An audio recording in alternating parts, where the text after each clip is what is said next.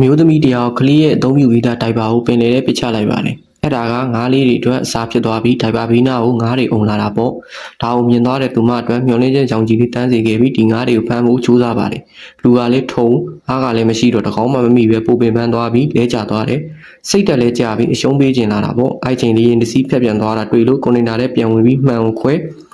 လေရင်ကိုနေလင်းအောင်သုံးပြီးမှန်နဲ့ရောင်မြန်လို့ကအချက်ပြတယ်ညံတော့ကောင်းပါလေနေရဝေးနေတော့အဆင်မပြေဘူးကိုအဲ့ဒါနဲ့သူမလည်းမလို့ရှားနိုင်တော့ပင်ပန်းစွာနဲ့ကိုနေနာပေါ်ပြစ်လဲလိုက်ပါတယ်အဲ့ဒီညမှာတော့သူမကညံကောင်းစွာနဲ့ဖုန်းကြိုးတွေပူပြီးငါးဖမ်းပိုက်စလုပ်ပါတယ်နောက်နေ့မနေ့ငါးဖမ်းပိုက်ကိုရေထဲပစ်ချပြီးပိုက်ထဲကိုကလေးတိုင်ပါပစ်ချလိုက်ပါတယ်ချစ်သူကမုံဖဲရရှုံးလာတဲ့ငါးကောင်ကတော့ကန်ဆူးစွာနဲ့ပိုက်ထဲဝင်လာလို့ကန်ကောင်းတဲ့သူမတော့ကတော့အစာဟာရတနက်စာရသွားပါတယ်ဒီလိုကျန်တဲ့ဖမ်းငါးကိုယ်တော်လုပ်ပြီးရများစွာအသက်ရှင်နေခဲ့တာပေါ့နေ့တိုင်းသူမဟာကိုနေနာတဲ့ဝင်နေရီလေးပဲကိုအမြဲတမ်းတိုင်းပါတယ်နည်းနည်းလေးရီလေးပဲမျက်နှာနဲ့အပြင်ကိုလက်လုံးပိုက်နဲ့စုပ်ထုတ်ပါတယ်ဒါကအကြံကောင်းပေမဲ့ရေရှည်ပြတ်တော့အဆင်မပြေနိုင်ပါဘူးအဲ့တော့ငါးတွေကိုဖမ်းပြီးလောင်ထားတဲ့ဘူးတွေကိုအကူကြီးတောင်းထားတဲ့စာရွက်တွေရေးပြီးပင်နေတဲ့ကိုမျောချပစ်ပါတော့တယ်ဒါပေမဲ့တညမှာသူမတတိထားမိတာကအဲ့ဒီဘူးလေးတွေကအဝေးကိုမျောမသွားပဲကိုနေနာဘေးနားရှိတယ်ဆိုတာပါပဲသူမကိုလည်းစိတ်တက်တော်တော်ချစေပြီးအဲ့ချိန်ကကောင်းစွာနဲ့သူ့ယောက်ျားရဲ့ဖုန်းလေးတစ်ဘောဟာစစ်ကနေမိပြီးဝင်လာပါတယ်